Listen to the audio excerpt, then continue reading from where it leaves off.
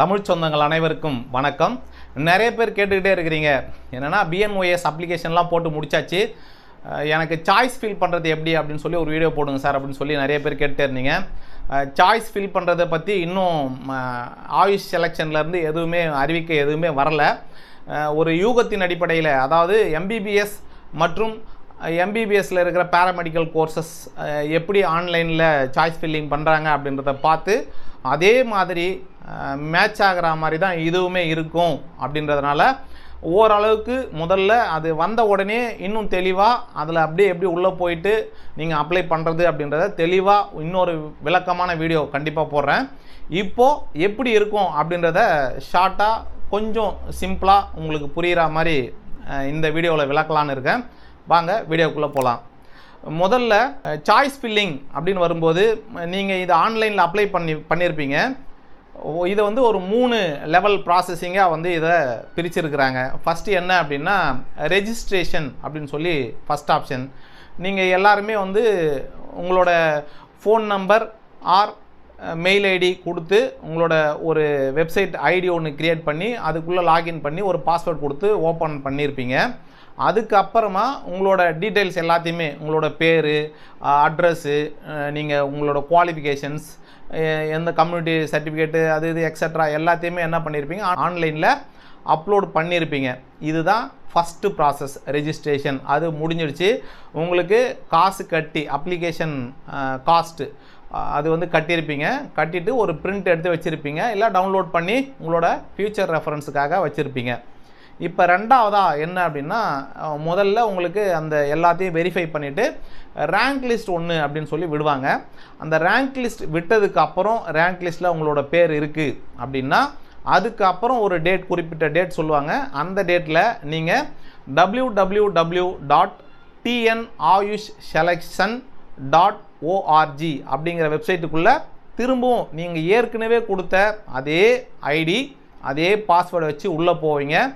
உள்ளே போனதுக்கப்புறம் ரெண்டாவதாக மேலே முதல்ல ரெஜிஸ்ட்ரேஷன் சொல்லி ஒரு ஆப்ஷன் அது முடிஞ்சிச்சு.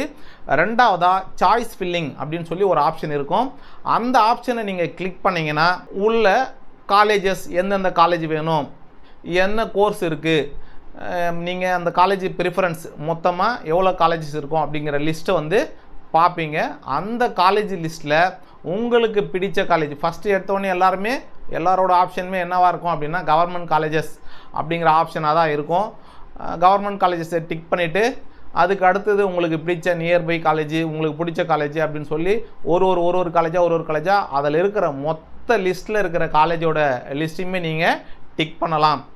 டிக் பண்ணிவிட்டு கடைசியாக நீங்கள் ஓகே கொடுக்கறதுக்கு முன்னாடி வரைக்கும் உங்களோட ப்ரிஃபரன்ஸை மாற்றிக்கிட்டே இருக்கலாம். ஒன்றுலேருந்து திரும்ப எனக்கு காலேஜ் கவர்மெண்ட் காலேஜே வேணாம், எனக்கு வீட்டு பக்கத்துலேயே இருக்கிற காலேஜ் தான் வேணும்னா அந்த முதல்ல நீங்கள் கவர்மெண்ட் காலேஜ் 1 அப்படின்னு போட்டுருந்தீங்க அப்படின்னா திரும்ப அந்த உங்களுக்கு பிடிச்ச காலேஜ் மேலே கிளிக் பண்ணி நம்பர் 1 பொசிஷனுக்கு போகிறதுக்கு ஒரு ஆப்ஷன் கொடுத்துருப்பாங்க. அதை நீங்கள் நம்பர் 1 பொசிஷனுக்கு மாற்றலாம். அந்த மாதிரி நீங்கள் எத்தனை முறை வேணாலும் ஷஃபில் பண்ணலாம் பிஃபோர் நீங்கள் கடைசியாக சாய்ஸ் லாக் பண்ணுற வரைக்கும். முதல்ல உங்களோட ஐடி ப்ளஸ் உங்களோட பாஸ்வேர்டை வச்சு நீங்கள் திரும்பவும் லாகின் பண்ணுவீங்க. லாகின் பண்ணோடனே இந்த ஒரு பாக்ஸில் மொத்தம் இந்த 3 டீட்டெயில்ஸ் உங்களுக்கு தெரியும். ஃபஸ்ட்டு ரெஜிஸ்ட்ரேஷன், இதை நீங்கள் ஏற்கனவே அப்ளிகேஷன் போடும்போதே முடிச்சிட்டிங்க. ரெண்டாவது சாய்ஸ் ஃபில்லிங், இது மேலே நீங்கள் கிளிக் பண்ணோடனே அடுத்ததாக ஒரு பெரிய பாக்ஸுக்கு போவோம், நம்ம அதை பார்ப்போம். அதை நீங்கள் பண்ணி முடிச்சிட்டிங்க அப்படின்னா லாஸ்ட்டில் ரிசல்ட் அப்படின்னு இதை நீங்கள் கிளிக் பண்ணிங்கன்னா உங்களுக்கு அலாட்மெண்ட் ஆர்டர் பிரிண்ட் உங்களுக்கு ஆப்ஷன் காட்டும். அதை நீங்கள் பிரிண்ட் எடுத்து அந்த காப்பியை எடுத்துகிட்டு போய் காலேஜில் கொடுத்து ஜாயின் பண்ண போகிறீங்க.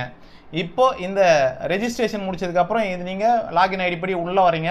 உள்ளே வந்தோடனே இந்த சைடில் லெஃப்ட் ஹேண்ட் சைடு பார்த்தீங்கன்னா உங்களோட கேண்டிடேச்சர் டீட்டெயில்ஸ் அப்படின்னு சொல்லி உங்களோட டீட்டெயில்ஸ் எல்லாமே இதுக்கு முன்னாடி நீங்கள் என்னென்ன பண்ணியிருக்கீங்க அப்படின்றத நீங்கள் கிளிக் பண்ணி இதுக்குள்ளே நீங்கள் செக் பண்ணிக்கலாம். உங்களோட பேர் கரெக்டாக இருக்கா, அட்ரஸ் கரெக்டாக இருக்கா, நீங்கள் அப்லோட் பண்ண டாக்குமெண்ட்ஸ் எல்லாமே கரெக்டாக இருக்கா அப்படின்றத இந்த பக்கம் நீங்கள் செக் பண்ணுறதுக்கு ஒரு ஆப்ஷன் கொடுத்துருக்குறாங்க. அது மட்டும் இல்லை, நீங்கள் ஒவ்வொரு ஸ்டேஜ்லையுமே உங்களோட டீட்டெயில்ஸை பிரிண்ட் எடுத்து பார்க்குற அளவுக்கு ஒரு ஆப்ஷனுமே இதில் கொடுத்துருக்குறாங்க. இப்போது சாய்ஸ் ஃபில்லிங் அப்படின்ற இந்த ஆப்ஷனில் நீங்கள் கிளிக் பண்ண உடனே அடுத்ததாக எந்த மாதிரி உங்களுக்கு டிஸ்பிளேவில் வரும் அப்படின்றத பார்க்கலாம். சாய்ஸ் ஃபில் பண்ணுறதுக்கு முன்னாடி ஒரு 4 டிஸ்க்ளைம்ஸ் வந்து கொடுத்துருப்பாங்க. என்னென்னு பார்த்தீங்கன்னா, நீங்கள் எத்தனை காலேஜஸ் வேணாலும் செலக்ட் பண்ணலாம். உங்களுடைய விருப்ப பிரகாரம் கண்டிப்பாக மொத்த லிஸ்ட்டில் இருக்கிற எல்லா காலேஜஸுமே உங்களுடைய ப்ரியாரிட்டி வைஸ் நீங்கள் செலக்ட் பண்ணலாம் அப்படின்னு சொல்லி கொடுத்துருப்பாங்க. நீங்கள் உங்களுடைய சுய விருப்பத்தின் பேரில் செலக்ட் பண்ணணும், வேறு யாரும் வற்புறுத்தியோ இல்லை வேறு யார் தூண்டுதல் இல்லாமையோ நீங்களே பண்ணி இருக்கணும் அப்படின்னு சொல்லி நம்பர் 1 ஆப்ஷன் கொடுத்துருப்பாங்க. அடுத்ததாக உங்களுடைய செலெக்ஷன் எப்படி இருக்கும் அப்படின்னு பார்த்தீங்கன்னா, உங்களுடைய கம்யூனல் ரொட்டேஷன் பிரகாரமும் உங்களுடைய மார்க்கின் அடிப்படையில் பிஎன்ஒய்எஸ்ஸாக இருந்தால் +2 மார்க்ஸ், ஆயுஷ் கோர்ஸாக இருந்தால் உங்களுக்கு நீட் மார்க்ஸினுடைய அடிப்படையில் தான் உங்களுக்கு ரேங்க் பிரகாரம் செலக்ட் பண்ணுவாங்க அப்படின்னு சொல்லி ஒரு கண்டிஷன் கொடுத்துருப்பாங்க. ஸோ கவர்மெண்ட் சரண்டர்ட் சீட்ஸாக இருந்தால் கண்டிப்பாக கம்யூனல் ரொட்டேஷனும் பேஸ் பண்ணி தான் வரும். அந்த கம்யூனிட்டிக்கு அந்த காலேஜில் சீட் இருந்தால் மட்டும்தான், அதாவது நீங்கள் அப்ளை பண்ணும்போது உங்கள் கம்யூனிட்டிக்கு இருந்தால் மட்டும்தான் கிடைக்கும். இல்லாட்டி உங்களுக்கு முன்னாடி எல்லாரும் யாராவது எடுத்துகிட்டு இருந்தாங்கன்னா அந்த காலேஜில் சீட் இருந்தாலுமே உங்கள் கம்யூனிட்டிக்கு இல்லைன்னா கண்டிப்பாக கிடைக்காது அப்படின்றது தான் அந்த கண்டிஷன். அடுத்ததாக ப்ரிஃபரன்ஸ் லிஸ்ட்டு வந்து நீங்கள் கொடுத்துருக்கிற ப்ரிஃபரன்ஸ் லிஸ்ட்டு பிரகாரம் தான் உங்களுக்கு செலக்ட் ஆகும். இப்போ ஒருவேளை நீங்கள் ஃபஸ்ட் ஆப்ஷனில் கவர்மெண்ட் காலேஜை செலக்ட் பண்ணிடுறீங்க, ரெண்டாவது ஆப்ஷன் நீங்கள் ப்ரைவேட் காலேஜ் செலக்ட் பண்ணுறீங்க அப்படின்னா, ரெண்டாவது ஆப்ஷனில் நீங்கள் ஒரு காலேஜ் தான் கவர்மெண்ட் காலேஜ் செலக்ட் பண்ணிக்கிறீங்க, இன்னொரு காலேஜ் தூரமாக இருக்குன்னு விட்டுட்டீங்க. அப்போ அந்த காலேஜில் உங்களுக்கு சீட்டு இருந்து உங்களுக்கு உங்கள் கோட்டாவுக்கு இருக்குது, ஆனால் நீங்கள் அதை செலக்ட் பண்ணலைன்னா கண்டிப்பாக அந்த காலேஜில் உங்களுக்கு சீட்டு அவங்களாவே கொடுக்க மாட்டாங்க. ஒருவேளை 40 காலேஜ் ஆப்ஷன் இருக்குது, ஆனால் நீங்கள் ஒரு 4 காலேஜ் தான் ஆப்ஷன் கொடுத்துருக்கீங்க அப்படின்னா அந்த 4 காலேஜும் உங்களுக்கு கிடைக்கல, ஆனால் மீதி இருக்கிற 36 காலேஜ்லேயும் உங்களுக்கு சீட் கிடைக்குது அப்படின்னா நீங்கள் அந்த 36 காலேஜ்லேயும் சீட்டுக்கு எலிஜிபிள் கிடையாது. ஏன்னா நீங்கள் ஆப்ஷன் அதுக்கு கொடுக்கல. நீங்கள் ஆப்ஷன் கொடுத்துருந்தா மட்டும்தான் உங்களுக்கு சீட் கிடைக்கும். ஆப்ஷன் கொடுக்காத காலேஜஸில் கண்டிப்பாக உங்களுக்கு சீட்டு கிடைக்காது, கொடுக்கவும் மாட்டாங்க இந்த ரவுண்டில். அது அடுத்த ரவுண்டில் நீங்கள் திரும்ப முதல்ல இருந்து காலேஜ் செலக்ட் பண்ணிங்கன்னா அதில் உங்களுக்கு ஆப்ஷன் இருந்துச்சுன்னா கண்டிப்பாக அப்போ வந்து உங்களுக்கு கிடைக்கும். இந்த சாய்ஸ் ஃபில்லிங்கை பொறுத்த வரைக்கும் நீங்கள் எல்லா காலேஜஸும் செலக்ட் பண்ணியிருந்து அது அவங்க டர்ன் வர்ற காலேஜில் உங்கள் ரொட்டேஷன் பிரகாரம் உங்களுடைய மார்க் பிரகாரம் உங்களுக்கு சீட் கிடைக்கும் அப்படிங்கிறதான் அந்த பாயிண்ட்டு. அடுத்ததாக அதுதான் நீங்கள் எல்லா காலேஜும் செலக்ட் பண்ணியிருக்கணும். ஒரு வேளை விட்டுட்டீங்க அப்படின்னா அந்த காலேஜில் உங்களுக்கு வாய்ப்பு இருந்தாலுமே கொடுக்க மாட்டாங்க அப்படின்னு இந்த மாதிரி ஒரு சில டிஸ்க்ளைமர்ஸ்லாம் போட்டிருப்பாங்க. ஸோ ஒவ்வொரு இடத்துலையும் நீங்கள் காலேஜ் செலக்ட் பண்ணும்போதுமே அந்த இடத்துல உங்களுக்கு இந்த காலேஜை நான் செலக்ட் பண்ணலாமா அப்படின்னு சொல்லி உங்களுக்கு ஒரு டிஸ்க்ளைமர் மாதிரி ஒரு பாக்ஸ், டைலாக் பாக்ஸ் ஒன்று வரும். அதில் நீங்கள் கேட்டிருக்கிறத நல்லா படித்து பார்த்துட்டு எஸ்ன்னா எஸ்ன்னு கொடுங்க, நோன்னா நோன்னு கொடுங்க. கடைசியாக சாய்ஸ் லாக் பண்ணுறதுக்கு முன்னாடி வரைக்கும் எத்தனை முறை வேணாலும் நீங்கள் உங்களோட ஆப்ஷன்ஸை மாற்றிக்கிட்டே இருக்கலாம். ஒன்ஸ் லாக் பண்ணிட்டீங்க அப்படின்னா அதுக்கப்புறம் மாற்றவே முடியாது. இந்த சாய்ஸ் ஃபில்லிங்கில் அவ்வளோதான், அதுக்கப்புறம் ஒன்றும் பண்ண முடியாது. நீங்கள் சாய்ஸ் ஃபில்லிங் ஆப்ஷன் கிளிக் பண்ண உடனே அடுத்ததாக இந்த மாதிரி ஒரு பாக்ஸ் வந்து ஓப்பன் ஆகும். இதில் டிஸ்ட்ரிக்ட் அப்படின்னு இருக்கும். அடுத்ததாக ரெண்டாவது காலத்தில் கேட்டகரி, அதாவது காலேஜ் வந்து கவர்மெண்ட் காலேஜ், கவர்மெண்ட்டா ப்ரைவேட்டில் மொத்தம் எத்தனை காலேஜ் இருக்கோ அத்தனை காலேஜோட லிஸ்ட்டும் வரும். இதில் டிஸ்ட்ரிக்ட் வந்து மொத்தமாக இருக்கிற காலேஜஸில் டிஸ்ட்ரிக்ட் வைஸ் ஒவ்வொரு டிஸ்ட்ரிக்ட்லேயும் எந்தெந்த காலேஜ் இருக்குது அப்படிங்கிற மொத்த டிஸ்ட்ரிக்டோட பேரும் வரும். அடுத்ததாக காலேஜ் வரும். அதுக்கு அடுத்ததாக கோர்ஸ். இப்போ பிஎன்ஒய்எஸ்க்கு இது வந்து தேவைப்படாது, ஒரே ஒரு கோர்ஸ் தான். இது ஆயுஷ் வரும்போது ஒவ்வொரு கோர்ஸ், ஆயுஷில் வந்து சித்தா, ஆயுர்வேதா, யுனானி அப்படின்னு சொல்லி ஒரு 4 பிரிவுகளில் வரும். இப்போ பிஎன்ஒய்எஸை பொறுத்த வரைக்கும் இது தேவையே இல்லை. இந்த காலம் கொடுப்பாங்களா கொடுக்க மாட்டாங்களான்னு கூட தெரியாது. பட்டு கோர்ஸ் அப்படின்னு வந்தால் இது ஆயுஷுக்கு வந்து கண்டிப்பாக தேவைப்படும். அதுக்கு அடுத்தது சீட் அலாகேஷன். இப்போது ஒரு பிசி கேண்டிடேட் அப்ளை பண்ணுறாங்கன்னா அவங்களுக்கு ஓசிலையும் எலிஜிபிள் வரும், பிசி கம்யூனிட்டிலையும் எலிஜிபிள் வரும். அப்போ ஓசியில் எவ்வளோ வேக்கண்ட் இருக்குது, பிசியில் எவ்வளோ வேக்கண்ட் இருக்குது அப்படிங்கிறத இந்த 2 காலத்துலேயும் கண்டிப்பாக தெரியும். இப்போ ஒரு காலேஜ் நீங்கள் கவர்மெண்ட் காலேஜ் செலக்ட் பண்ணுறீங்க அப்படின்னா இந்த காலேஜை செலக்ட் பண்ணோடனே அதில் ஓசி கேண்டிடேட் ஒரு 40 சீட் இருக்குது, பிசியில் ஒரு 25 சீட் இருக்குது அப்படின்னா இது மொத்தம் இதை இப்போ நீங்கள் செலக்ட் பண்ணுற வரைக்கும் இது குறையாது. எத்தனை பேர் வேணாலும் இந்த இடத்துல நீங்கள் செலெக்ஷன் அப்படின்னா இந்த காலேஜுக்கு நேராக நீங்கள் டிக் பண்ண போகிறீங்க. கிளிக் பண்ணாலே ஆட்டோமேட்டிக்காக டிக்கு காமிச்சிரும். நீங்கள் ஃபஸ்ட்டு எதை செலக்ட் பண்ணுறீங்களோ அது நம்பர் 1 சாய்ஸாக இருக்கும். ரெண்டாவதாக செலக்ட் பண்ணுற காலேஜ் நம்பர் 2 சாய்ஸாக இருக்கும். மூணாவதாக செலக்ட் பண்ணுற காலேஜ் நம்பர் 3 இருக்கும். இப்போ நீங்கள் எத்தனை காலேஜஸ் மொத்தம் கொடுத்துறாங்களோ அதில் எல்லாத்துலேயுமே உங்களுடைய ப்ரியாரிட்டி வைஸ் மொத்தமாக 1 2 3 4 5ன்னு இருக்கிற மொத்த காலேஜ் இப்போ 20 காலேஜஸ் இருக்குன்னா 20 காலேஜை நீங்கள் கண்டிப்பாக செலக்ட் பண்ணலாம். இதுவே ஆயுஷ் அப்படின்னு வரும்போது அதில் ஒரே காலேஜில் 3 சீட்ஸ் இருக்கும். அதாவது ஆயுர்வேதாவில் இருக்கலாம், சித்தாவில் இருக்கலாம், ஹோமியோபதியில் இருக்கலாம். பட் அந்த காலேஜை மட்டும் முதல்ல இங்கே கிளிக் பண்ணிவிட்டு அதிலே போயிட்டு இந்த கோர்ஸில் சித்தா அப்படின்னு இங்கே செலக்ட் பண்ணிவிட்டு இந்த இடத்துல எல்லாத்துலேயுமே லாஸ்ட்டில் ஒரு ஏரோ மார்க் அதாவது நீங்கள் எக்ஸலில் வந்து ஒரு ஃபில்டர் அப்படின்னு ஒரு ஆப்ஷன் இருக்கும். அதே மாதிரி இந்த லாஸ்ட்டில் சிம்பிள் இருக்கும். அங்கே கிளிக் பண்ணிங்கன்னா நீங்கள் ஒவ்வொரு கோர்ஸையும் செலக்ட் பண்ணிக்கலாம். இல்லை எல்லா தனித்தனியாக எது வேணுமோ அதை செலக்ட் பண்ணலாம். திரும்ப அதில் ஆல் அப்படின்னு கொடுத்தீங்கன்னா திரும்ப எல்லா கோர்ஸுமே வந்துடும். அதே மாதிரி தான் இங்கேயும் காலேஜஸில் ஃபில்டர் அப்படின்ற ஆப்ஷனில் நீங்கள் ஃபில்டர் பண்ணி கவர்மெண்ட் அப்படின்னு மட்டும் கொடுத்துட்டீங்கன்னா கவர்மெண்ட் காலேஜ் லிஸ்ட் மட்டும் வரும். முதல்ல கவர்மெண்ட் காலேஜ் எல்லாத்தையும் செலக்ட் பண்ணிட்டு அதுக்கப்புறம் செல்ஃப் ஃபைனான்சிங் அப்படின்னு கொடுத்தீங்கன்னா எல்லா காலேஜஸும் செல்ஃப் ஃபைனான்சிங் காலேஜஸ் வரும். அதை நீங்கள் ப்ரியாரிட்டி வைஸ் கொடுக்கலாம். மொத்தமாக எல்லா ஆப்ஷனையும் நீங்கள் கொடுக்கலாம். டிஸ்ட்ரிக்ட் இந்த டிஸ்ட்ரிக்டில் இருக்கிறது மட்டும் தான். ஏன்னா எனக்கு நியர்பை, நான் இந்த டிஸ்ட்ரிக்ட் எனக்கு நியர்பை தான் வேணும்னா அந்த டிஸ்ட்ரிக்டில் இங்கே அதே மாதிரி நீங்கள் அந்த டிஸ்ட்ரிக்ட் மட்டும் செலக்ட் பண்ணிட்டீங்கன்னா அந்த டிஸ்ட்ரிக்டில் இருக்கிற காலேஜ் மட்டும் இங்கே லிஸ்ட் வரும். அதில் இருக்கிற கோர்சஸ் மட்டும் இங்கே லிஸ்ட் வரும். அதை நீங்கள் ப்ரியாரிட்டி வைஸ் கொடுத்துக்கலாம். நீங்கள் இதை மொத்தமாக செலக்ட் பண்ணிட்டீங்க முடிச்சிட்டிங்க அப்படின்னா ஓகே கொடுக்கறதுக்கு முன்னாடி நீங்கள் எத்தனை முறை வேணாலும் இப்போ லாஸ்ட்டாக இந்த 3வது கொடுத்துருக்கிற காலேஜ் மேலே நீங்கள் கிளிக் பண்ணிங்கன்னா இது முடிஞ்ச உடனே திரும்ப உங்களுக்கு இந்த ஒரு டேபிளர் காலம் இதே மாதிரி வந்து ஒன்று வரும். அதில் வந்து நீங்கள் செலக்ட் பண்ண எல்லாமே வரிசையாக number 1 number 2 number 3 number 4 number 5 அப்படின்னு போட்டு வரிசையாக இருக்கும்.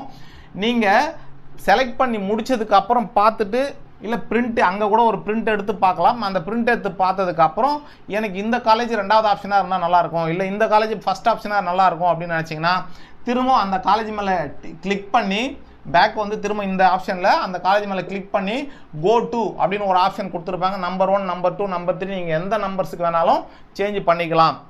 கடைசியாக நீங்கள் லாக் பண்ண போகிறீங்க அப்படின்னா நீங்கள் சாய்ஸ் லாக் ஆப்ஷன் கொடுப்பீங்க.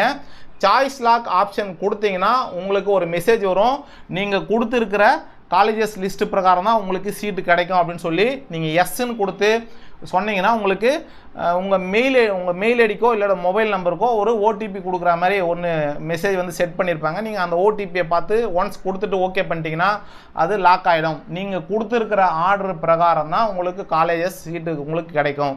உங்களுக்கு நம்பர் 1ல் ஆப்ஷன் உங்களுக்கு இல்லை அப்படின்னா நம்பர் 2 எடுத்துக்கோம், நம்பர் 2ல் இல்லைன்னா நம்பர் 3 எடுத்துக்கோம், நம்பர் 3 இல்லைன்னா நம்பர் 4. உங்களோட ஆப்ஷன் எப்போ வருதோ அந்த காலேஜ் உங்களுக்கு அலாட் ஆகிடும். அதுக்கப்புறம் நீங்கள் மாற்றணும்னு நினச்சிங்கன்னா அடுத்த ரவுண்ட் வரைக்கும் வெயிட் பண்ணணும். இந்த ரவுண்டில் முடியாது. அதனால் சாய்ஸ் ஃபில் பண்ணுறதுக்கு முன்னாடி நீங்கள் உங்களுடைய ஆப்ஷன்ஸை கரெக்டாக பார்த்து வச்சுக்குங்க.